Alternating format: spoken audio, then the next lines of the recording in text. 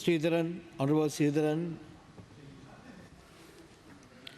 கௌரவ பிரதி சபாநாயகர் அவர்களே, ஒரு நாட்டினுடைய சுகாதாரத்துறை அதனுடைய வளர்ச்சியில் அந்த நாட்டினுடைய மக்களின் ஆரோக்கியமான வாழ்விலே ஒரு பாரிய பங்களிப்பை செய்கின்ற துறையாகும். இலங்கையினுடைய சுகாதாரத்துறை பல்வேறுபட்ட வகைகளில் பல முன்னேற்றங்களை கொண்டிருந்தாலும் கூட யுத்தத்தால் பாதிக்கப்பட்ட பல்வேறுபட்ட பிரதேசங்கள் இன்னும் ஒரு சுகாதாரத்துறையினுடைய சரியான வளர்ச்சியையும் அதனுடைய நன்மைகளையும் அனுபவிக்க முடியாத ஒரு சூழல் காணப்படுகின்றது. உதாரணமாக கிளிநொச்சி மாவட்ட பொது வைத்தியசாலையினுடைய செயல்பாடுகள் ஆசிய அபிவிருத்தி வங்கியினுடைய நிதியுதவியோடு 2006ஆம் ஆண்டுகளில் பேஷ் 1, 2, 3 என்ற திட்டங்களோடு ஆரம்பிக்கப்பட்டது. இதிலே கட்டம் 1 ஆரம்பிக்கப்பட்டு வேலைகள் நடைபெறுகிற பொழுது யுத்தம் காரணமாக அதனுடைய வேலை திட்டங்கள் இடையிலே நிறுத்தப்பட்டதும் சரியான முறையிலே கிளிநொச்சி மாவட்ட பொது வைத்தியசாலையினுடைய திட்டங்கள் முதலாவது கட்டமான வேலை திட்டங்கள் முடிவுறுத்தப்படவில்லை. ஆனால் அதற்கு பிற்பாடு கட்டம் 2 கூட ஆரம்பிக்கப்படுவதற்கான முயற்சிகள் மேற்கொள்ளப்படுகிற பொழுது கௌரவ சுகாதார அமைச்சர் அவர்களுடைய முயற்சியினால் ஆஸ்திரியா நாட்டினுடைய உதவியோடு வடக்கிலே சுகாதார சேவைகளை மேம்படுத்தும் திட்டத்தின் அடிப்படையில் கிளிநொச்சி மாவட்டத்துக்கான வைத்தியசாலையை புனரமைப்பதற்கான செயல்பாடுகளை முன்னெடுத்திருப்பதாக நாங்கள் அறிகிறோம். ஆனால் அந்த திட்டங்கள் இன்னும் சரியான முறையில் வேகமாக முன்னெடுக்கப்படவில்லை என்ற குறைபாடு காணப்படுகின்றது.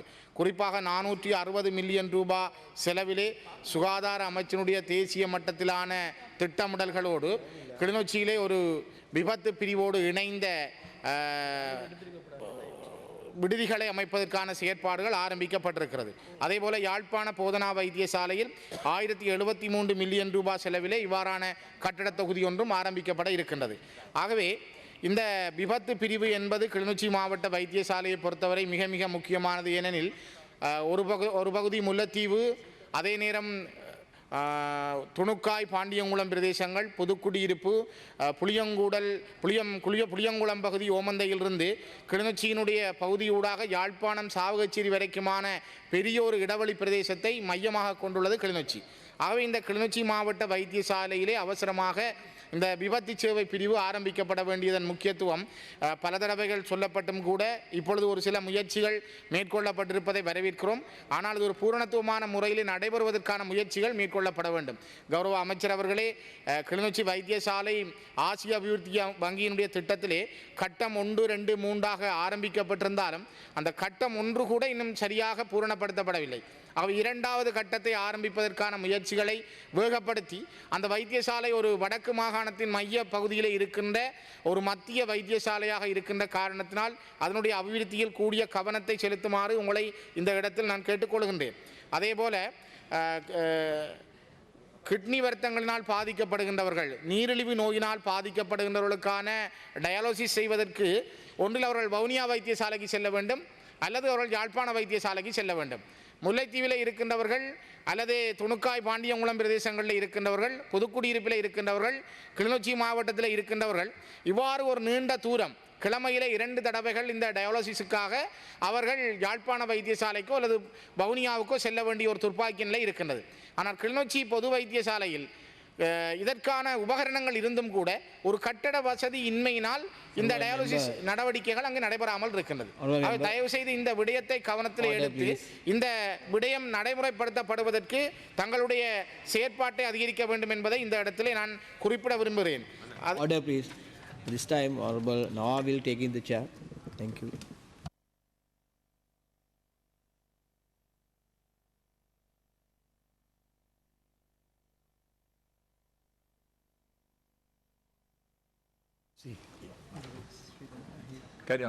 உறுப்பினர் அவர்களே, அதே போல வடக்கு மாகாணத்தில் எம்ஆர்ஐ ஸ்கேனர், இந்த எம்ஆர்ஐ ஸ்கேனர் வடக்கு மாகாணத்தில் எங்கேயுமே இல்லை இதுவரை.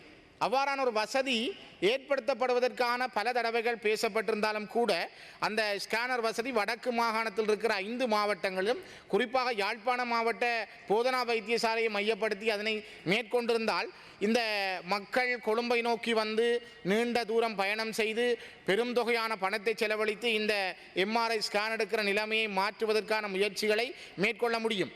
அதேபோல அவர்களுக்கான அந்த வடக்கு மாகாணத்துக்கான ஒன்றாக கூட இந்த எம்ஆர்ஐ ஸ்கேனரை நிறுவ வேண்டிய ஒரு தேவை அங்கே காணப்படுகின்றது. அதே போல் கிளிநொச்சி மாவட்ட வைத்தியசாலைக்கான சிடி ஸ்கேனர், இந்த சிடி ஸ்கேனர் பல தேவைகளின் அடிப்படையை கொண்டது. நவீன மருத்துவத் துறையிலே அதனுடைய முக்கியத்துவம் மிக மிக முக்கியமானது. ஆகவே இது கிளிநொச்சி வைத்தியசாலையிலே நிறுவப்பட வேண்டிய ஒன்று. அதனை விட 800க்கும் மேற்பட்ட தொண்டர்கள், நீங்கள் ஏற்கனவே எங்களுடைய கௌரவ உறுப்பினர் மாவை சேனாதிராஜா அவர்கள் பேசிய பொழுது குறிப்பிட்டிருந்தீர்கள். 800க்கும் மேற்பட்ட தொண்டர்கள் 1996ஆம் ஆண்டிலிருந்து 2016ஆம் ஆண்டு இன்று வரை தொண்டர்களாக இருக்கின்றார்கள். அவர்களுக்கான சில கல்வி தகமைகளில் வேறுபாடுகள் காணப்படுகின்றன. ஆனால் 96, 97ஆம் ஆண்டுகளில் இவர்கள் தொண்டர்களாக சேருகின்ற பொழுது அவர்களிடம் அவ்வாறான இப்பொழுது கேட்கப்படுகின்ற கல்வி தகமைகள் அப்பொழுது தேவையில்லாத ஒரு நிலையிலேயே அவர்கள் தொண்டர்களாக இணைந்திருந்தார்கள். இவர்களுடைய அந்த நிலைமையை தாங்கள் உணர்ந்து தாங்கள் வேகமாக அதனை கேபினட்டுக்கு போட்டிருப்பதாக கூட தாங்கள் குறிப்பிட்டிருந்தீர்கள். இந்த 800 தொண்டர்களாக பணியாற்றுகின்றவர்களுக்கு தயவு செய்து அவர்கள் ஒரு அலுவலக உதவியாளர்கள் என்ற அல்லது ஒரு உத்தியோகத்தர்கள் நிலையில் அவர்களுக்கான நியமனங்கள் கிடைப்பதற்கான முயற்சியை தாங்கள் மேற்கொள்ள வேண்டும் என்பதையும் நான் இந்த இடத்திலே பதிவு செய்ய விரும்புகிறேன். ஒரு நீண்ட காலங்கள் 10 வருடங்களுக்கு மேலாக இவ்வாறு தொண்டர்களாக இருக்கிறவருடைய நிலைமையை புரிந்து கொண்டு அவர்களுக்கான அந்த நிரந்தர நியமனம் கிடைப்பதற்கான வசதியை தாங்கள் மேற்கொள்ள வேண்டும். அதேபோல தாதியர்கள் நாட்டிலே 5% தான் ஆண் தாதியர்களாக இருக்க முடியும் என்கிற ஒரு விதிமுறை இருக்கிறது. In 2 weeks' time after I became the minister, Okay, thank you. I recruited all of them. But Thank there you. are some people without basic qualifications. I have no power. You know, it's the public service regulations. It's okay. நீங்கள் சொல்கிற விஷயம் அவர்களுக்கான education, அவருடைய கல்வி தகமைகளில் ஒரு சில வேறுபாடுகள் இருக்கின்றன. ஆனால் இதை ஒரு விசேட கவனமாக எடுத்து இவர்களுடைய நீண்டகால பணியையும் இவருடைய மனிதாபிமான பணியையும் தாங்கள் கருத்தில் எடுத்து தயவு செய்து இவர்களுக்கு ஒரு தங்களுடைய ஒரு இஸ் ஓகே ஓகே ஓகே அதே வகையில் பல தாதியர்கள், ஆண் தாதியர்கள் இந்த நாட்டிலே 5% தான் இருக்க முடியும் என்றிருக்கிற சூழலில் பெண் தாதியருடைய நியமனத்தில் கூட கணிதம், விஞ்ஞானம், ஆங்கிலத்திலே திறமை சித்திகளை பெற்றவர்கள் தான் தாதியர்களாக வர முடியும் என்கிற ஒரு நிலைமை காணப்படுகிறது. காப்போத்த உயர்தரத்தில் இவர்கள் விஞ்ஞான பிரிவிலே இல்லை கணித பிரிவிலே கற்றிருக்க வேண்டும். கலை வர்த்தக பிரிவிலே கற்றவர்களை கூட இப்பொழுது இருக்கின்ற இந்த தாதியர் பற்றாக்குறைக்கு ஒரு நிவாரணமாக இவர்களில் கூட ஒரு தொகுதியினரை காப்போத்த சாதாரண தரத்தில் கணித விஞ்ஞான பாடங்களில் திறமை சித்தியும் காப்போத்த உயர்தரத்தில் கலை வர்த்தகத்தை கற்றுக்கொண்டிருந்தால் அவர்களுக்கான ஒரு முறை அவ்வாறு ஒரு ஆட்சேர்ப்பு செய்யப்பட்டிருந்தது. அவ்வாறான ஒரு முறையை கை கொண்டால் கூட இங்கு வடக்கு கிழக்கிலே காணப்படுகின்ற இந்த தாதியர் பற்றாக்குறையை நிவர்த்தி செய்ய முடியும் என்று நான் கருதுகிறேன். ஆக தயவு செய்து அமைச்சர் அவர்களை இதனையும் கருத்தில் எடுத்துக்கொண்டால் இந்த தாதியர் பற்றாக்குறைக்கான நிவாரணத்தை காண முடியும். Yazhpanam Well, member, the basic qualification to recruit nurses is the A-level science subjects. So we have the required number for the vacancies. So we cannot extend it to the other streams. So, okay, thank you. நீங்கள் சொல்லுகிறது நியாயமானது. ஏ-லெவல் science படித்தவர்கள் அந்த வகையில் அதுக்கு நியமனத்துக்கு உள்வாங்கப்பட்டாலும் கூட ஒரு முறை இந்த நாட்டில் இவ்வாறான அதீதமான பற்றாக்குறை இருக்கிற பொழுது கலை வர்த்தக பிரிவில் கற்றவர்களையும் இந்த நாட்டிலே அவ்வாறான ஆட்சேர்ப்பிலே மேற்கொள்ளப்பட்டது. இப்பொழுது இருக்கின்ற இந்த அதீதமான பற்றாக்குறையை கருத்திலே கொண்டு shortage for recruitment. Right? Only thing that we have no space for training more than the present number. That's the whole problem. Yeah. So that's why we have set up a faculty of nursing. ஆனால் வடக்கு கிழக்கில் இவ்வாறான ஒரு சூழல் நீங்கள் நாட்டிலே அவர்கள் போதுமானவர்கள் இருந்தாலும் கூட வடக்கு கிழக்கிலே இது மிக கூடிய ஒரு பற்றாக்குறையாக காணப்படுகின்றது. அந்த வடக்கு கிழக்கிலே காணப்படுகின்ற பற்றாக்குறைக்கான ஒரு நிவாரணத்தை அல்லது ஒரு பொறிமுறை காணப்பட வேண்டும் என்பதுதான் எங்களுடைய கோரிக்கை. அதே போல தான் இந்த வைத்தியர்களுடைய நியமனமும் கூட இப்போ தீவக பகுதிகளிலே அனலதீவு, நைனாதீவு, எழுவதீவு போன்ற தனி தீவுகள், போக்குவரத்து கூட தரைவழியான போக்குவரத்துகள் இல்லாத தனி தீவு பகுதிகள், அங்கே வைத்தியர்கள் இல்லாமலே அவர்களுடைய காலம் போகிறது. ஒரு பாம்பு கடித்தால் ஏஎஸ்வி என்கிற அந்த பாம்பு கடிக்கான மருந்து அவரிடம் இல்லை. அங்கு அதை பாவிக்கக்கூடிய அளவில் வைத்தியர்கள் இல்லை. அதே போல விசர்நாய் கடிக்கு உட்படுத்தப்படுகின்றவர்கள் அதிகமாக இருக்கின்றார்கள். வடக்கு கிழக்கு பகுதிகளில் மட்டுமில்லை, நாடு பூராகவும் நாய்களை கட்டுப்படுத்துகின்ற நிலைமை இந்த நாட்டில் இன்னும் கொண்டு வரப்படவில்லை. இதனால் நாய்க்கடியினால் பாதிக்கப்பட்டு அதனால் வருகின்ற நோய்கள் அதிகமானதாக காணப்படுகின்றது. Yes, we have appointed medical officers to all those stations. And if there are problems of the drugs, actually most of these places are under the provincial council. So, okay, thank you. But even that, if you can tell us, if the provincial council says that they don't have enough funds, I can allocate the funds also. மாகாண சபைகளுக்கு ஊடாக இது மேற்கொள்ளப்படுகிற பொழுது கூட ambulance சர்வீஸுகள் கடல் வழிக்கு அங்காலே இருக்கின்ற எழுவதீவு, அனலதீவு, நைனாதீவு, நெடுந்தீவு போன்ற தீவுகளுக்கான படகு ஆம்புலன்ஸ் சர்வீஸ் தான் நடத்தப்படுகிறது. ஆனால் இதிலே கூட ஒரே ஒரு படகு நெடுந்தீவுக்கு மட்டும்தான் இருக்கிறது. நைனாதீவில் இருந்து ஒரு நோயாளியை கொண்டு வருவதற்கோ அல்லது அனலதீவில் இருந்து ஒரு நோயாளியை கொண்டு வருவதற்கோ அல்லது எழுவதீவில் இருந்து ஒரு நோயாளியை கொண்டு வருவதற்கான படகு ஆம்புலன்ஸ் சர்வீஸ்கள் அங்கு இல்லாமல் காணப்படுகிறது. ஆகவே இவ்வாறான இந்த சூழல் அங்கு நீங்கள் விசேடமாக ஏற்படுத்தப்பட வேண்டும். இது கடல் கடந்து இருக்கின்ற தீவுகளை கொண்ட பிரதேசங்கள். இந்த பகுதிகள் விசேடமான கவனத்துக்கு உட்படுத்தப்பட வேண்டும். அதே போல யாழ்ப்பாண வைத்திய Now you are in power of the Northern Provincial Council. Implement that. You have all the powers to extend the ferry service to Nainathivu and ஆனால் மாகாண சபைகளுக்கு இந்த அதிகாரங்கள் இருந்தாலும் கூட உங்களிடமிருந்து தான் நிதி ஒதுக்கப்படுகிறது.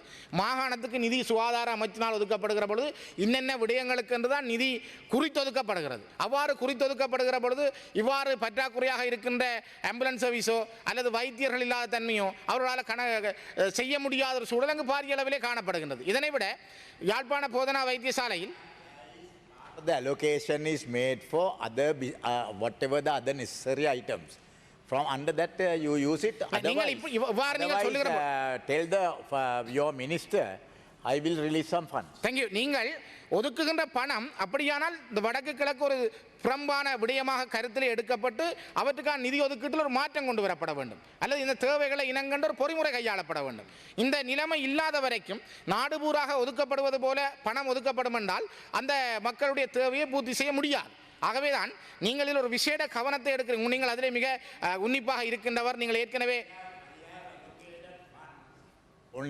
next to Western Province, it is the Northern Province. Number 2, after that only the less fund for other provinces. Yes, thank you. ஆனாலும் கூட இந்த மக்கள் இப்பொழுது நீங்கள் பார்த்தீர்களானால் கேன்சர் நோயினால் பாதிக்கப்பட்டவர்கள் வடக்கு கிழக்கில் அதிகம். கிட்னியினால் பாதிக்கப்பட்ட Cancer hospital in Telipalai. ஆனால் தெல்லிப்பளை கேன்சர் ஹாஸ்பிட்டல்ல இருக்கிற all the money. கௌரவ அமைச்சர் அவர்களே தெல்லிப்பளை கேன்சர் ஹாஸ்பிட்டல்ல இருக்கிற கோபால்ட் டெலிதெரபி மெஷின் இயங்க முடியாத ஒரு சூழல் காணப்படுகிறது. அதே நேரம் இப்பொழுது புதிதாக வந்திருக்கிற linear accelerator external beam radiation machine இயக்க முடிவதற்குரிய செயல்பாடுகளும் கொண்டு செல்லப்படாமல் இருக்கிறது. Very big fraud on that. Very big fraud on the on this linear accelerator machines when they have done the tender. So that is under investigation. That is the problem, but we will settle that as soon as possible. Thank you, Minister. நீங்கள் இதை ஒரு கூடிய கவனத்தை எடுத்து தயவு செய்து இந்த Tellippalai cancer hospital இயங்குவதற்கும் இந்த கிட்னி சம்பந்தமான நீரிழிவு நோயிலே பாதிக்கப்பட்டிருக்கக்கூடிய நிலைமையிலும் கூட மாற்றங்களை கொண்டு வருவதற்கு இவை மிக மிக முக்கியமானவை. இதனை விட யாழ்ப்பாண போதனா வைத்தியசாலையில் இதய சத்திர சிகிச்சை பிரிவு நரம்பியல் நிபுணர்களுடைய வருகை இதுவரையும் கொண்டு வரப்படவில்லை. இது வடக்கிலே கிழக்கிலும் இது கூட அதிகமாக இல்லை. ஆகவே இதய சத்திர சிகிச்சை பைபாஸ் ஆபரேஷன் செய்வதோ ஆன்டியோகிராம் செய்வதற்கான வசதிகள் தயவு செய்து 2 நிமிஷங்கள் என்னுடைய நிமிஷங்களை மினிஸ்டர் எடுத்துட்டார். ஆகவே தயவுசெய்து முடித்துக் கொள்ளுங்கள். இதய சத்திர சிகிச்சை பிரிவுக்கும் இந்த ஆன்டியோகிராம் போன்ற விடயங்களுக்காகவும் எல்லாத்துக்குமே அவர்கள் கொழும்புக்கு வர வேண்டிய ஒரு தேவைக்கு தள்ளப்பட்டிருக்கிறார்கள். ஆகவே தயவு செய்து இந்த இதய சத்திர நல்ல நிலையை யாழ்ப்பாண வைத்தியசாலையில் உருவாக்கப்பட வேண்டும். அப்படி உருவாக்கப்படுகிற பொழுதுதான் வடக்கிலே கிழக்கிலே இருக்கிறவருடைய இந்த இதயம் சம்பந்தமான நோய்களுக்கான ஒரு தீர்வை காண முடியும். இதனை விட கோரிக்கைகள் இருக்கின்றன. என்னுடைய நேரத்தை நீங்களும் எடுத்ததனால் I opened the latest echo machine. The doctor told me that this is the best in the world. Okay, thank you. நீங்களுடைய முயற்சிகளை வரவேற்கிறோம். நீங்கள் தான் இந்த ஆஸ்திரியா நாட்டிலிருந்து வருகிற அந்த நிபுணர்களையும் கூட வடக்கிலே நீங்கள் அனுப்பி வைத்திருக்கிறீர்கள். இதை தொடர்ச்சியாக மேற்கொண்டு அவருடைய அந்த செயல்பாட்டை அதிகரிக்குமாறு கேட்டு நிறைவு செய்கிறேன். Next